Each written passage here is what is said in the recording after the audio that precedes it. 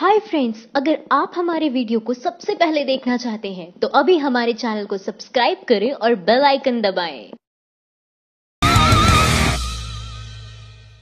BJP विधायक का बयान, सुबोध ने खुद को मारी गोली, कुमार विश्वास बोले हमारे कत्ल का इल्जाम हम पर ही रख दो। इंस्पेक्टर सुबोध कुमार सिंह की हत्या के मुख्य आरोपी प्रशांत नट को पुलिस ने गिरफ्तार कर लिया है। गिरफ्तार किए जाने के बाद प्रशांत ने अपना गुनाह कबूल कर लिया है। उसने पुलिस को दिए बयान में कहा कि उसी ने सुबोध कुमार पर गोली चलाई थी। प्रशांत नट के एक बाले जुर्म के बाद अब बीजेपी उसे बचाने की कोशिश करती नजर आ रही है। बुलंदशहर से बीजेपी के विधायक देवेंद्र सिंह लोधी ने अपने बयान में कहा कि इंस्पेक्टर सुबोध कुमार को किसी ने नहीं मारा, बल्कि उन्होंने गलती से खुद पर गोली चला दी थी, जिससे उनकी मौत हो गई। पुलिस हिरासत में दलित की मौत, मानवाधिकार आयोग ने योगी सरकार को भेजा नोटिस। अमरोहा जिले के धनौरा मंडी थाने में हिरासत में एक दलित की मौत के मामले में राष्ट्रीय मानवाधिकार आयोग ने उत्तर प्रदेश की योगी सरकार को नोटिस भेजा है। इस मामले में स्वतः संज्ञान लेते हुए आयोग ने उत्तर प्रदेश के मुख्य सचिव एवं पुलिस महानिदेशक को नोटिस जारी कर 4 सप्ताह के भीतर विस्तृत रिपोर्ट मांगी है। साथ ही आयोग ने स्पष्टीकरण मांगा कि पुलिस हिरासत में हुई उक्त मौत के बारे में आयोग को सूचित क्यों नहीं किया गया। मोदी ने विदेश यात्रा पर खर्च किए 2021 करोड़। अखबार ने लिखा, मिलिए द एक्सीडेंटल टूरिस्ट से। द एक्सीडेंटल प्राइम मिनिस्टर पर बहस करना छोड़िए, वो तो बस फिल्म है। अब सच्चाई देखिए और सुनिए। पूर्व पीएम मनमोहन सिंह पर बनी फिल्म को लेकर उत्तेजित बीजेपी ने उसका ट्रेलर ट्विटर पर शेयर कर डाला था, लेकिन अब अंग्रेजी अखबार द टेलीग्राफ ने उसकी सारी खुशियां छीन ली है। उसने 29 दिसंबर 2018 के अपने मुख्य पृष्ठ पर पीएम मोदी और उनके विदेश दौरों को लेकर खबर छापी है। अखबार की हेडलाइन है, meet the accidental tourist. Modi सरकार ने छीनी मनरेगा की रोजगार गारंटी। 2008 में 1.3 करोड़ लोगों को नहीं मिला रोजगार। महात्मा गांधी राष्ट्रीय ग्रामीण रोजगार गारंटी योजना, इस योजना के नाम में ही रोजगार गारंटी है, लेकिन मोदी सरकार के कार्यकाल में ये गारंटी खत्म होती जा रही है। इस सरकार के कार्यकाल में एक तरफ बेरोजगारी बढ़ रही है और दूसरी तरफ सरकारी योजनाएं भी नाकाम हो रही है। इस सरकार के आने के बाद मनरेगा योजना में रोजगार न मिलने वालों की संख्या बढ़ती जा रही है। फडणवीस की पुलिस ने रैली के लिए मुंबई आए भीम आर्मी चीफ चंद्रशेखर को होटल में किया कैद।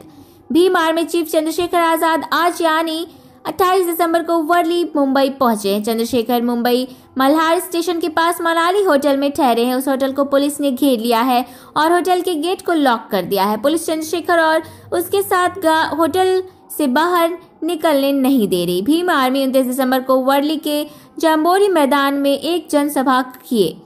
इस जनसभा को संबोधित करने भीम आर्मी प्रमुख चंद्रशेखर आजाद को निमंत्रण किया गया था। इस कार्यक्रम का नेतृत्व करते ही चंद्रशेखर मुंबई आए हैं।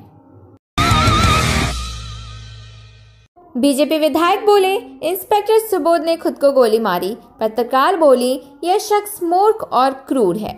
इंस्पेक्टर सुबोध कुमार सिंह की हत्या के आरोपी प्रशांत नट को पुलिस ने गिरफ्तार कर लिया है। गिरफ्तार किए जाने के बाद प्रशांत ने अपना गुनाह कबूल कर लिया है। उसने पुलिस को दिए बयान में कहा कि उसी ने सुबोध कुमार पर गोली चलाई थी। बीजेपी विधायक ने दावा किया कि जब इंस्पेक्टर सुबोध सिंह भीड़ में गए थे तो बचाव में उन्होंने अपने कंधे पर गोली मारने की कोशिश की, लेकिन गलती से गोली उनके सिर में जा लगी, जिससे उनकी मौत हो गई। बुलंदशहर हिंसा पर बोले राज बब्बर, योगी सरकार भीड़ का नेतृत्व कर रहे गुंडों के साथ खड़ी है। बुलंदशहर हिंसा को लेकर एक बार फिर कांग्रेस ने सूबे की योगी सरकार को घेरा है। यूपी कांग्रेस के चीफ राज बब्बर ने योगी सरकार पर इस मामले में ढीला रवैया अपनाने का आरोप लगाया है। राज बब्बर ने शनिवार को मीडिया से बातचीत करते हुए कहा कि योगी सरकार हिंसा के आरोपियों को बचाने की कोशिश कर रही है। उन्होंने कहा कि घटना के 25 दिन बीत जाने के बाद भी आरोपी पुलिस की गिरफ्त से दूर हैं, जो कि चिंता का विषय है। कांग्रेस नेता ने इस मामले की न्यायिक जांच की मांग की। एनडीए सहयोगी अपना दल ने पीएम मोदी को दी चुनौती। महासचिव बोले, वाराणसी में हम लड़ेंगे चुनाव। केंद्र में भाजपा के सहयोगी और अपना दल ने आज 29 दिसंबर को गाजीपुर में हुई पीएम मोदी की रैली का बहिष्कार किया है। साथ ही अपना दल चीफ आशीष पटेल ने ये ऐलान किया है कि पार्टी आइंदा किसी भी सरकारी कार्यक्रम का हिस्सा नहीं रहेंगी। आशीष पटेल अपना दल के प्रमुख हैं और मोदी सरकार में मंत्री अनुप्रिया पटेल के पति हैं। उनके इस ऐलान के पीछे वजह बताई जा रही है पीएम मोदी के स्वागत कार्यक्रमों से उनको दूर रखे जाने को। रिपोर्ट 2018 में भी 50% बढ़ी देश में बेरोजगारी, मोदी राज में युवाओं का बुरा हाल। मोदी सरकार के सत्ता में आने के बाद एक आरोप उस पर लगातार लगता रहा है कि इस सरकार के कार्यकाल में बेरोजगारी लगातार बढ़ रही है। वर्तमान वर्ष में भी सरकार की नाकामी का ये रिकॉर्ड कायम रहा है। प्रधानमंत्री मोदी और उनके मंत्री सड़क से संसद तक अपनी सरकार के प्रदर्शन पर अपने भाषणों में ख्याली पुलाव पका रहे हैं और पकौड़े खिला रहे हैं, लेकिन जमीन पर हालात बाद से बदतर होते जा रहे हैं। वर्ष 2018 खत्म होने की कगार पर है, लेकिन बेरोजगारी इस साल भी घटने के बजाय बढ़ी है। पूरे देश में गूंजा चौकीदार चोर है, जनता से घबराए पीएम मोदी ने जनसभा में दी सफाई। चौकीदार चोर है, चौकीदार चोर है। राफेल डील विवाद के बाद राहुल गांधी का दिया ये नारा सरकार की विपक्षी पार्टियों से लेकर सोशल मीडिया यूजर्स तक के जुबान पर चढ़ा हुआ है। इस कदर की अब तो खुद भाजपा की सहयोगी पार्टियों ने भी इसके जरिए पीएम मोदी पर निशाना साधते नहीं चूकती हैं। कुछ दिनों पहले शिवसेना प्रमुख उद्धव ठाकरे ने भी मोदी पर निशाना साधने के लिए चौकीदार चोर है नारे का इस्तेमाल किया था। पीएम मोदी इससे इतने परेशान हैं कि अब इन्हें जनता के बीच जाकर चौकीदार चोर नहीं है ऐसी सफाई देनी पड़ रही है। 2016 से बेरोजगारी और किसानों की आत्महत्याओं के सरकारी आंकड़े गायब क्यों हो गए? क्या मोदी इसके लिए भी वणक्कम बोलेंगे? पुडुचेरी में भाजपा कार्यकर्ता के एक कठिन सवाल पर प्रधानमंत्री मोदी का जवाब में केवल वणक्कम बोलने वाला वीडियो काफी ट्रेंड कर रहा है। दरअसल प्रधानमंत्री मोदी वीडियो चैट के जरिए तमिलनाडु के कार्यकर्ताओं से बात कर रहे थे। इसी बीच भाजपा कार्यकर्ता ने उनसे सवाल किया कि सरकार मिडिल क्लास से टैक्स तो खूब वसूल कर रही है पर उनकी तरफ ध्यान नहीं दे रही है। प्रधानमंत्री मोदी ने इसके जवाब में केवल वणक्कम यानी नमस्कार की बोली।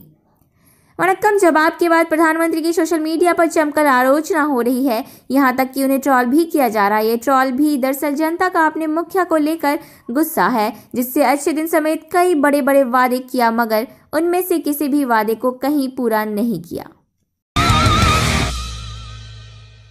राज्यसभा में बोली मोदी सरकार, नजीब का पता लगाने के लिए एसआईटी गठन का नहीं है कोई प्रस्ताव। अक्टूबर 2016 से लापता जेएनयू के छात्र नजीब अहमद को ढूंढने के लिए क्या मोदी सरकार कोई विशेष जांच दल यानी एसआईटी बनाएगी?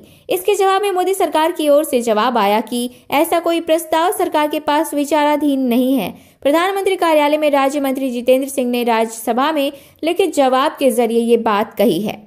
गौरतलब है कि नजीब अहमद दिल्ली के जवाहरलाल नेहरू विश्वविद्यालय में बायोटेक्नोलॉजी का छात्र था। साल 2016 के अक्टूबर महीने से एबीवीपी के कुछ छात्रों के साथ कथित लड़ाई के बाद से वो लापता है। संतोषी भात भात कहती भूख से मर गई और सीएम रघुवर ने प्रचार पर खर्च किए 323 करोड़ रुपए। 323 करोड़ 76,81,000 ये वो भारी भरकम रकम है जिसे झारखंड की भाजपा सरकार ने अपने विज्ञापन के लिए आवंटित किया है।